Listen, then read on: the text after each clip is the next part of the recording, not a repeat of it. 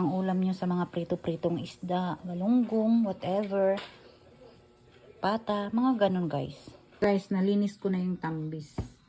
Pinakang laman lang yung kinukuha ko. Inalis ko na yung parang bulak. At saka syempre, yung mga puwet-puwet niya.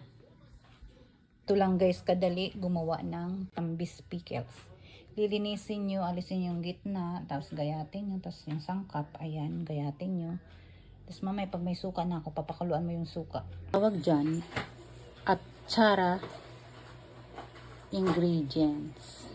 Ito na po yung sauce ng aking mga atsara. Dalawang klase guys, pinagsabay ko ng lutuin. Ayan ay tambis. Ito ay papaya. At ito yung mixture niya. Luto na po ang aking dalawang klaseng atsara.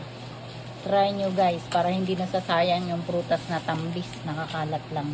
Gawin yung atsara. Lamig na guys, kaya itatabi ko na. Tinikman ko, ang sarap. Ito pang bigay ko sa nagsungkit. Ito amin. Sarap niya guys. Lasang atsara.